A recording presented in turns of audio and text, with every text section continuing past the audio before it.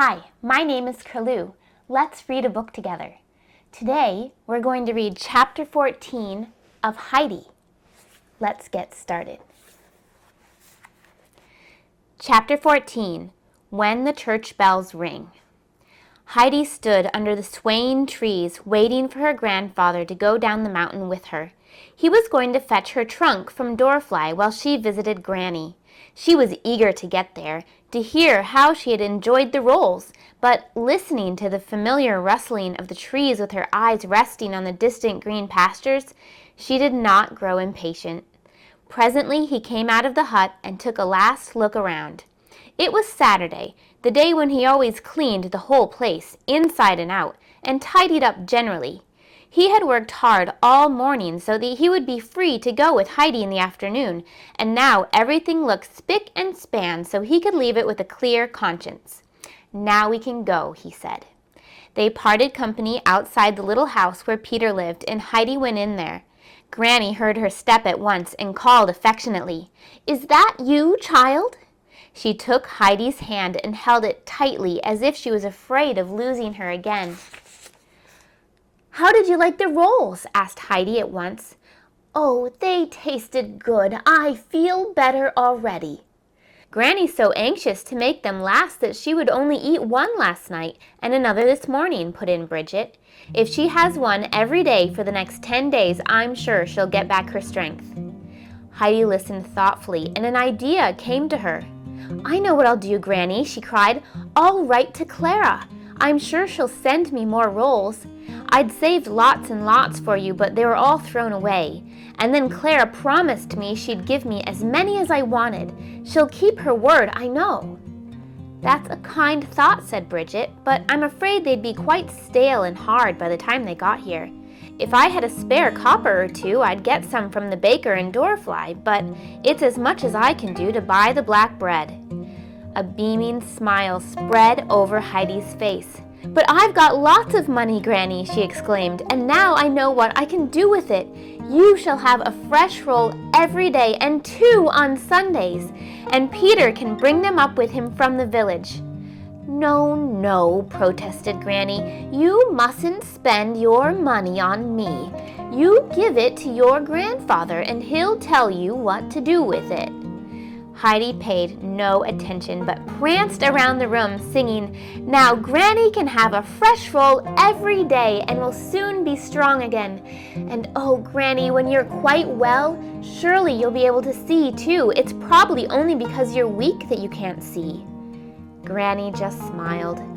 She would not spoil the child's happiness. As she danced around, Heidi caught sight of Granny's old hymn book, and that gave her another idea. "I can read now, Granny," she said. "Would you like me to read you something out of your old book?" "Oh, yes," exclaimed Granny, delighted. "Can you really read?" Heidi climbed onto a stool and took down the book, which had lain on the shelf so long that it was thick with dust. She wiped it clean and took the stool close beside the old woman. "What shall I read?" she asked. "What you like, child," Granny said, pushing her spinning wheel to one side and waiting eagerly for her to begin. Heidi turned the pages, reading a line here and a line there. "There's one about the sun," she said at last. "I'll read that," and she began with enthusiasm. "The golden sun his course doth run, and spreads his light so warm and bright upon us all. We see God's power from hour to hour. His love is sure and will endure forevermore. Sorrow and grief are only brief. True joy we'll find and peace of mind in God's good time." Granny sat through it with her hands folded. Heidi had never seen her look so happy, though tears were running down her cheeks. And at the end she said, "Read it again, Heidi. Please read it again." Heidi was delighted to do so, for she liked the hymn very much herself. "Oh, that's done me so much good," Granny sighed at last. "It makes my old heart rejoice." Heidi had never seen such a peaceful expression before on Granny's careworn face. It looked as though she had indeed found true joy and peace of mind. Then there came a knock on the window, and Heidi saw her grandfather outside beckoning to her. She said goodbye and promised to come again the next day. "I may go to pasture with Peter and the goats in the morning," she added, "but I'll be here in the afternoon." It had been pleasant to be able to give so much happiness, and Heidi wanted to do that even more than running on the mountain among the flowers with the goats. As she was going, Bridget brought out the dress and hat which Heidi had taken off and left behind the day before. Now she thought she might as well take the dress, for she was sure it would not make any difference to Grandfather, but the hat she absolutely refused. "You keep that," she told Bridget. "I'll never wear it again." Heidi had so much to tell her grandfather that she began at once. "And I'd like to buy rolls for Granny with my money," she told him. "She doesn't want me to, but it'll be all right, won't it? Peter can get them in Dorfly if I give him a penny every day and 2 on Sunday." "What about your bed, Heidi? It would be nice for you to have a proper one, and there would still be enough money to buy rolls." "But I sleep much better on my hay mattress than I did in that great big bed in Frankfurt. Please, please let me spend the money on rolls." "Well," he agreed at last, "the money is yours. Do what you like with it. There'll be enough to buy Granny rolls for many a long year." "Good, good. She needn't ever eat the hard black bread again. Oh, we are having good times, Grandfather, aren't we?" And she skipped gaily along beside him. Then, all at once, she grew serious and said, "If God had let me come back to you at once, like I asked in my prayers, none of this would have happened. I should have bought Granny a few rolls I'd saved, but they would soon have been gone and I wouldn't have been able to read. God knew what was best, just as Clara's grandmama said he did, and how perfectly he arranged everything. I'll always say my prayers after this, as Grandmama told me to, and if God doesn't answer them at once, I shall know it's because he's planning something better for me, just as he did in Frankfurt. We'll pray every day, won't we, Grandfather, and we'll never forget God again, and he won't forget us." "And when someone does forget," he said softly. "That's very bad," Heidi told him earnestly, "because then God lets him go his own way, and then, when everything has gone wrong, no one will feel sorry for him. They'll only say, 'You didn't bother about God, and now God has left you to yourself.'" "That's true, Heidi. How did you find out?" "Grandmama explained it all to me." The old man walked on in silence. After a while, he said, half to himself, "If God forsakes a man, that's final. There's no going back then." "Oh, but there is. Grandmama said so, and everything will come right in the end, like it does in the lovely story in my book. You haven't heard it yet, but we'll soon be home now, and then I'll read it to you." Heidi hurried as fast as she could go up the last steep slope, and when they reached the hut, she let go of his hand and ran indoors. He took the basket off his back.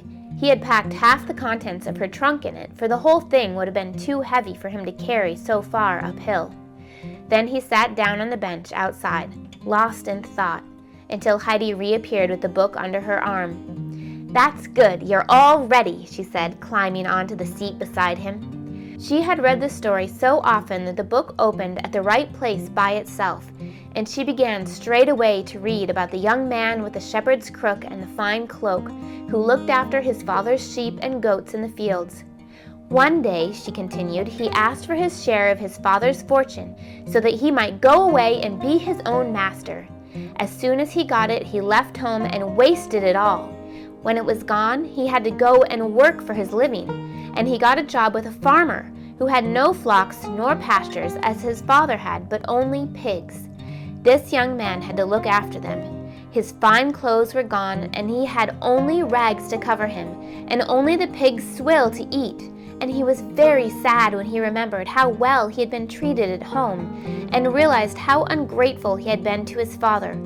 Alone with the pigs, he wept with remorse and homesickness, and thought, "I will rise up and go to my father and ask him to forgive me. I will say to him that I am no longer worthy to be treated as his son, but ask if he will let me be one of his servants." So he set out, and when he was still a long way off, his father saw him and came running towards him. Heidi broke off to ask, "What do you suppose happens now? I expect you think his father would be angry and say, "I told you so." Just you listen, though.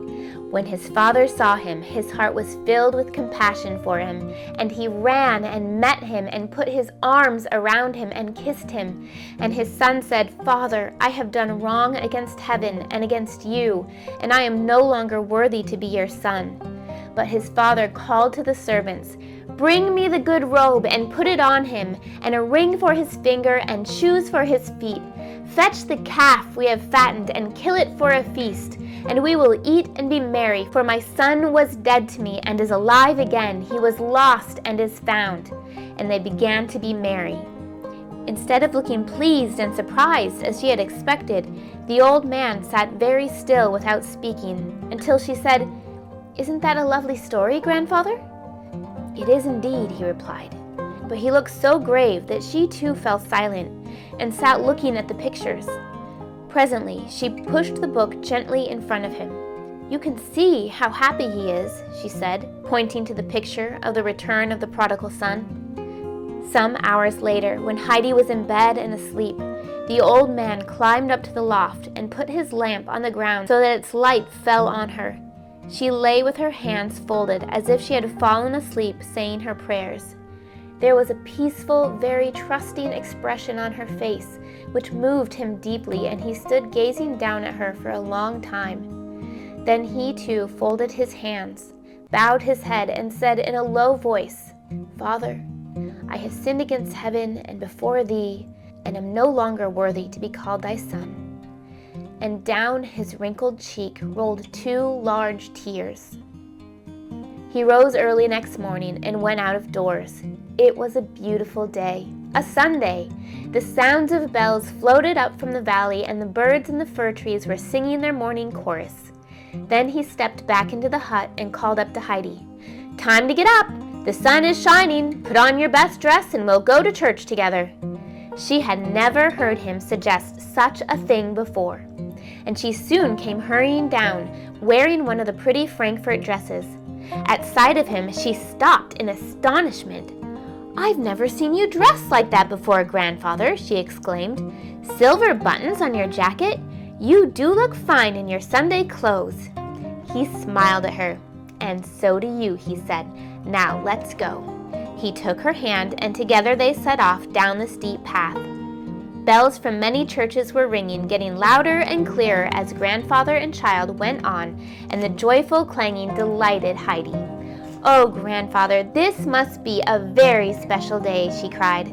The people of Dorfly were already in church, and the singing had started as Heidi and Uncle Alp went in and sat down at the back. The hymn was hardly over before people were nudging one another and whispering that Uncle Alp was in church. Women kept turning around to look and so lost the place in their hymn books, and the leader of the choir simply could not keep the voices together. But when the pastor began to preach, everyone gave him their attention, for he spoke of praise and thanksgiving, and with such warmth that his listeners were truly moved. At the end of the service, the old man took Heidi by the hand again, and they went towards the pastor's house. The congregation watched them with interest. Several people followed to see whether they would actually go inside, and when they did so, hung around in little groups asking what it could possibly mean, and speculating whether Uncle Alp would come out again angry or friendly. There were those who said, "He can't be as bad as people make out. Did you see how gently he held the child by the hand?" Or, "I've always said they were wrong. He wouldn't be going to see the pastor at all if he was such a bad lot." "What did I tell you?" demanded the baker. Would the child have left that place where she was so well looked after, with plenty to eat and drink, and have come back of her own accord to him if he was as hard and as bad as people said? Gradually, they all changed their minds about old Uncle Alp and began to feel quite friendly towards him. Then some women joined in the talk, and they had heard from Bridget and Grannie how Uncle Alp had come down and patched up their cottage for them and stopped the shutters rattling. And in no time they were looking eagerly at the house door, like old friends waiting to welcome home a traveler who had been long away and greatly missed. Now when Uncle Alp had gone inside the pastor's house, he knocked on the study door, and the pastor came out, looking quite as though he had expected the visit, for of course he had seen them in church. He took hands with Uncle Alp so warmly that at first the lonely old man could hardly speak. He had not expected such kindness. When he had collected himself, he said, "I've come to ask you to forget what I said when you called on me that last time, and not to hold it against me that I wouldn't take your friendly advice. You were quite right, and I was wrong. I shall do as you suggested and move down to Dorfly for the winter. The weather is too severe then for the child to be up in the hut. And if the people down here do regard me with suspicion, that's no more than I deserve, and I know you won't do so." The pastor's face showed how pleased he was. He pressed Uncle Alp's hand again and said, "Neighbor, your mountains have been a good church to you, and brought you to mine in the right frame of mind. You've made me very happy. You'll never regret coming back to live among us, I'm sure. And as for myself, I shall always welcome you as a dear friend and neighbor, and I look forward to our spending many pleasant winter evenings together. And we'll find friends for Heidi too," he added, putting his hand on her curly head. He went with them to the door, and all the people outside saw them part like old friends. And as soon as the door was closed, everybody crowded around Uncle Alp with outstretched hands, each wishing to be the first to greet him so that he didn't know where to begin. "We're so pleased to see you among us again," they said, or, "I've long been wanting to chat with you, Uncle." Such greetings were heard on every side, and when he told them that he intended to come back to his old home in Dorfly for the winter, there was such a chorus of delight and enthusiasm that he might have been the most beloved person in the village, whose absence had been keenly felt by everyone. When he and Heidi started for home at last, many people went part of the way with them, and when they finally said goodbye, they begged him to visit them in their homes before long. As he watched them go, Heidi saw such a kind light in his eye that she said, "Grandfather, you look quite different. Nicer and nicer. I've never seen you so before." "No," he replied. "You see, today I am happy, as I had never thought to be again. Much happier than I deserve. It's good to feel at peace with God and man. It was a good day when God sent you to me." When they reached Peter's cottage, he opened the door and went in. "Good day, Granny," he called. "I can see I must get busy with some more repairs before the autumn winds begin to blow." "Goodness me, is that Uncle Alp?" cried the old woman. "What a fine surprise! Now I can thank you for all you did for us before. May God reward you." She held out her hand, which trembled a little, and he took it heartily. "I've something in my heart I'd like to say to you," she went on. "If I've ever done you any harm, don't punish me by letting Heidi go away again while I'm still above ground. You don't know what she means to me." And she hugged Heidi, whose arms are already around her neck. "Don't worry, Granny," Uncle replied reassuringly. "I won't punish either of us in that way. We'll all be together now and for some time yet, please God." Bridget took Uncle aside then to show him the hat with the feather and told him that Heidi had said she could keep it, but that she really couldn't take it from the child. Uncle Alp gave Heidi an approving look. "That hat is hers, and if she doesn't want to wear it, she's right. You should certainly keep it since she's given it to you." Bridget was delighted. Holding the hat up, she exclaimed, "Just fancy, it must be worth quite a lot of money. How well Heidi got on in Frankfurt. I wonder if it would be any good sending Peter there for a while. What do you think, Uncle?" His eyes twinkled. It certainly wouldn't do him any harm, but opportunity's a great thing. At that moment, Peter himself came charging in, out of breath, and banged his head against the door in his haste. He held out a letter for Heidi, which he had been given at the post office. No one had letters in his home, and Heidi had certainly never had one before. Everybody sat down and listened while she opened it and read it aloud. It was from Clara, who wrote, "It's been so dreadfully dull here ever since you went away that I can hardly bear it. But Papa has promised me that I can go to Regaz in the autumn. Grandmama will come with me. After that, she says we may come visit you and your grandfather. I told her about you wanting to take some rolls to Granny, and she was pleased and said I was to tell you you were quite right. She is sending some coffee for her to have with them, and says she would like to see Granny as well when we come to the mountains." Everyone was interested in Clara's news, and they talked about it so long that not even Uncle noticed how late it was getting. Then again, they had had much to say about the pleasure of Uncle's visit and the promise of more to come. "It feels good to have you here again, old friend, after such a long time," Granny said. "It gives me faith that one day we'll all be together with those we love. Do come again soon, and Heidi, you'll be here tomorrow?" They both assured her that they would, and then said goodbye. All the church bells around were ringing for evening prayer as they went back up the mountain, and they found the hut bathed in the glow of the setting sun. The prospect of Clara's grandmama coming there in the autumn gave Heidi plenty to think about. She had seen at Frankfurt that when that lady came upon the scene, she had a way of making everything run happily and smoothly. And that is the end of chapter 14. Stay tuned for chapter 15.